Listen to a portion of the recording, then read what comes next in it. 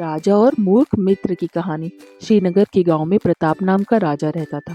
वह राजा दिल का बहुत ही नेक और एक अच्छा इंसान था।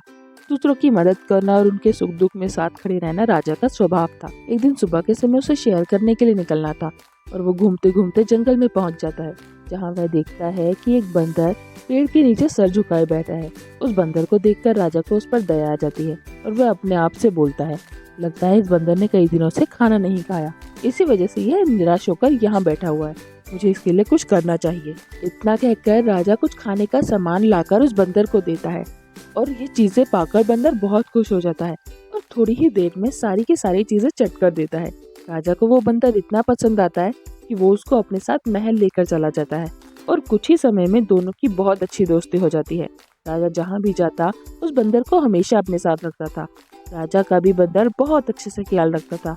वह हमेशा उसके कमरे में सोने के समय उसके सर पर बैठकर पंखा किया करता था। एक दिन देर रात राजा के महल में एक चोर घुस जाता है और घूमते घूमते राजा के कमरे में पहुंच जाता है। तभी वो वहां बंदर को बैठा देखकर अलमारी के पीछे छुप जाता है।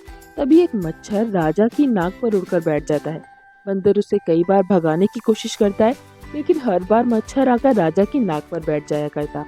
ये सब देखकर बंदर को बहुत गुस्सा आता है और वह राजा के बगल में रखी तलवार को उठाकर मच्छर को मारने ही जाता है कि तभी चोर अलमारी के पीछे से निकलकर बंदर के हाथों से तलवार छीन लेता है और उसे बहुत सुनाता है। उनकी आवाज सुनकर राजा की नींद खुल जाती है। इसके बाद वह चोर राजा को सारी बात बताता है, जिसे सुनकर राजा के होश उड़ जाते हैं और वह अगली ही सुबह उस बंदर को जंगल में छोड़ आता है, वह जहाँ से उसे लेकर आया था, और चोर का धन्यवाद करते हुए उसे अपने महल में पहरेदार की नौकरी दे देता है। तो दोस्तों, इस कहानी से हमें यह सीख मिलती है कि एक मूर्ख दोस्त से बुद्धिमान शत्रु कहीं अच्छा होता है। और अगर आपको हमारी ये वीडियो पसंद आई हो तो हमारी वीडियो को लाइक और चैनल को सब्सक्राइब करना ना भूलें। जल्दी ही मिलते हैं एक नई कहानी और एक नई सीख के साथ।